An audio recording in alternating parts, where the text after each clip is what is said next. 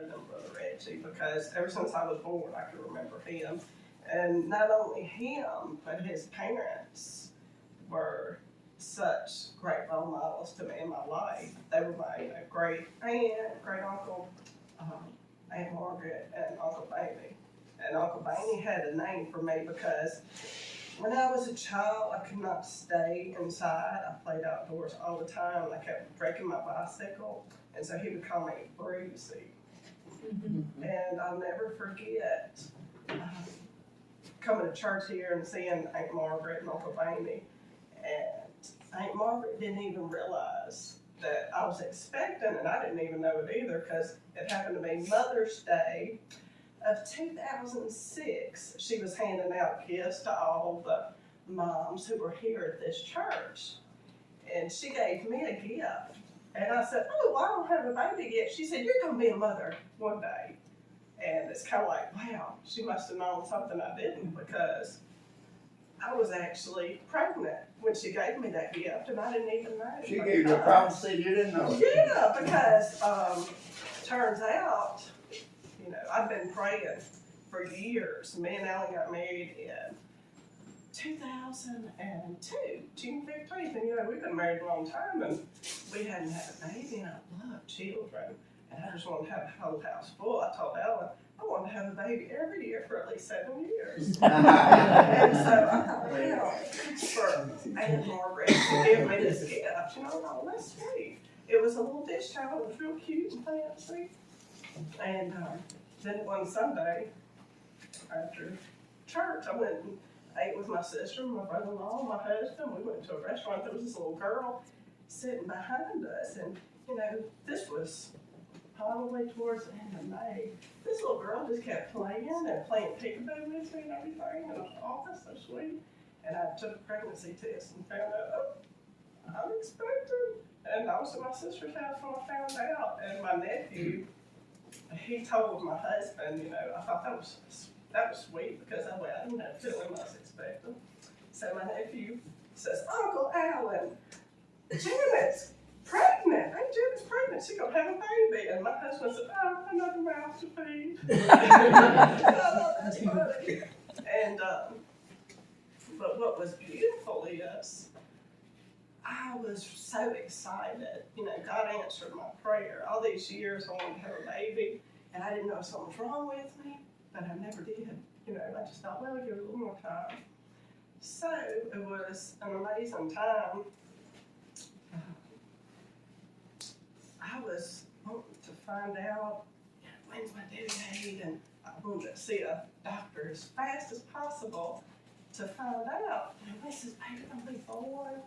And so I got on the phone and I was calling all the local gynecologists, and the quickest appointment I could find was with Dr. Gillard.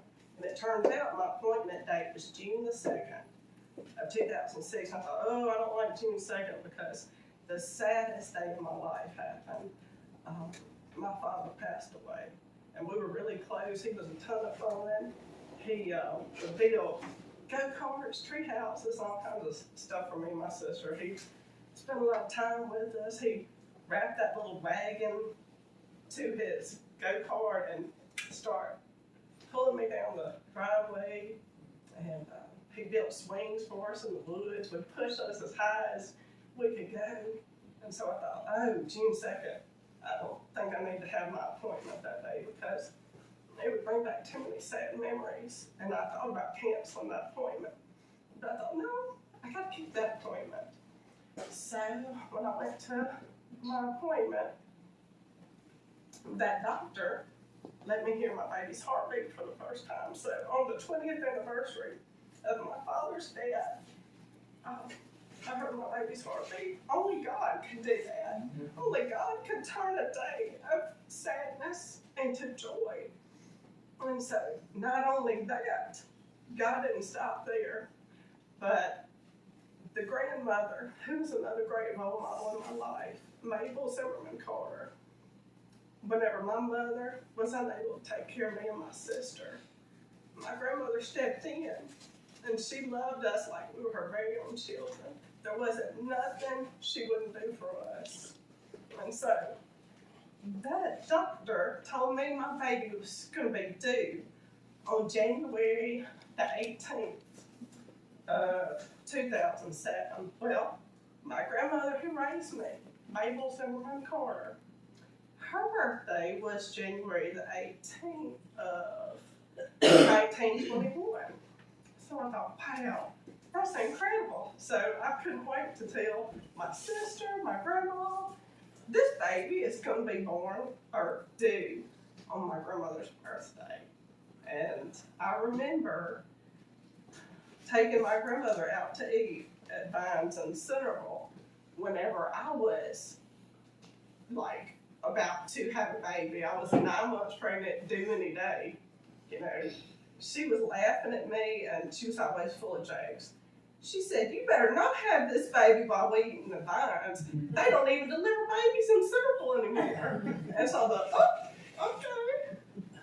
And I just couldn't believe it. But my baby wasn't born on my grandma's birthday. He was late. He didn't get here till 3 days later, so he was born January the 21st. And I told my husband, "I'll let you name this baby. You name him anything you want to." And that was really special too, because someone else who made an amazing difference in my life, my father-in-law, Wisner, he passed away in February of 2006. And not too long before we even found out we were having a baby, because our baby probably wasn't even conceived until April of 2006. But Alan decided he was going to name that baby after his father. So our son Landon, his middle name is Forrest, after our father-in-law. And we've just been so blessed, because I've prayed for a lot of things and God has provided. And so that child of ours, he's really a blessing from God, and every day I thank God for him. And even when I was pregnant with him, you can't see these babies and you're worried about them, you're wondering, are they okay there? I would pray every day for him. And I didn't quit praying for him every day. And another thing that was beautiful, when I come to church here, and I was expecting, we had a wonderful person who used to play the harmonica. And every time he would play the harmonica, he would make my baby move. My baby loved music, so he would be doing karate moves and all. And so I was wanting to talk about that, because that's just like one of the many, many gifts God has provided for me whenever I've talked to him and asked him. And something else that's really special to me is nature. I love being outdoors. And Brother Reggie baptized me out in the creek where they call Red Pond. And so I found myself going over there a lot, because it's always beautiful. It doesn't matter what season of the year, winter, spring, summer, fall, it's always gorgeous. During the summer, it'll cool you off, and the water's always clear. And during the winter time, it's really pretty. During the fall, all the leaves. And I even went there on Easter Sunday, and there were pink honeysuckles. So nature has always provided joy for me. And I feel like it's just wonderful to be surrounded in nature, because no matter what time of the day we go outside, we can look at the clouds and see the beauty that God has made. We can see all the pretty clouds, the sunset, and even at night, when we go outside, the stars and the moon, like God's little night lights. So as I was trying to decide what to talk about, I decided I got to talk about nature, because anytime I'm feeling sad, I can go outdoors and just hearing the birds sing, just being surrounded by everything God made, it makes a difference on my life. So if you have your Bibles, let's turn to Psalm chapter 104.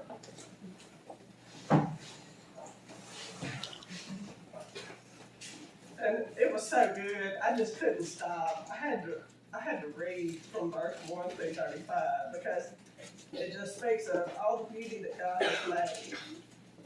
I bless the Lord, O my soul. O Lord my God, thou art very great. thou art clothed with honor and majesty, who coverest thyself with light as with a garment, who stretchest out the heavens like a curtain, who layeth the beams of his chambers in the waters, who maketh the clouds in his chariot, who walketh upon the wings of the wind, who maketh his angels spirits, his ministers a flaming fire, who laid the foundations of the earth, that it should not be removed forever. Thou coverest it with the deep as with a garment.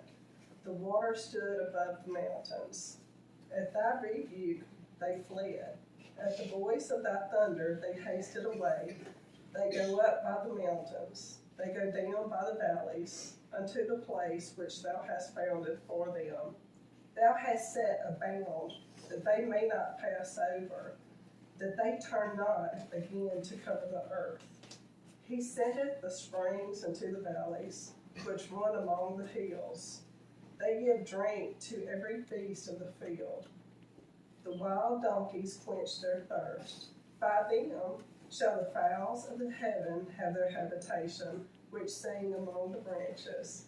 He watereth the hills from his chambers. The earth is satisfied with the fruit of thy works. He causeth the grass to grow for the cattle, and herb for the service of man, that he may bring forth food out of the earth, and wine that maketh glad the heart of man, and oil to make his face to shine, and bread which strengtheneth man's heart. The trees of the Lord are full of sap, the cedars of Lebanon, which he hath planted, where the birds make their nests, as for the stork. The fir trees are her house. The high hills are a refuge for the wild goats, and the rocks for the conies. He appointed the moon for seasons. The sun knoweth his going down. Thou makest darkness, and it is light, when all the beasts of the forest do creep forth. The young lions roar after their prey, and seek their meat from God. The sun ariseth. They gather themselves together, and lay down in their dens. Man goeth forth unto his work, and to his labor until the evening. O Lord, how manifold are thy works, and wisdom hast thou made them all. The earth is full of thy riches. So is this great and wide sea, wherein are things creeping innumerable, both small and great beasts. There go the ships. There is that Leviathan, whom thou hast made to play therein. These wait all upon thee, that thou mayest give their meat in due season. That thou givest them, they gather. Thou openest thine hand, they are filled with good. Thou hidest thy face, they are troubled. Thou takest away their breath, they die, and return to their dust. Thou sendest forth thy spirit, they are created, and thou renewest the face of the earth. The glory of the Lord shall endure forever. The Lord shall rejoice in his works. He looketh on the earth, and it trembleth. He toucheth the hills, and they smoke. I will sing unto the Lord as long as I live. I will sing praise to my God while I have my being. My meditation of him shall be sweet. I will be glad in the Lord. Let the sinners be consumed out of the earth, and let the wicked be no more. Bless thou the Lord, O my soul. Praise you, Lord. Amen. And I also wanted to say, with all these New Year's resolutions we're planning on making, I say you should spend more time outdoors because there's so many advantages. If you spend lots of time outdoors, you sleep better, you lower your blood pressure, you reduce the risk of chronic diseases, of course, reduce stress. And not only is spending time outdoors important, but I say every day, if we would get closer to God, if we would pray every day, read our Bible every day, the joy in our souls would be amazing. And that's about all I had to say, except for I'm thankful to my whole church family, and I love you all. You have all touched my heart. Praise God. Hallelujah.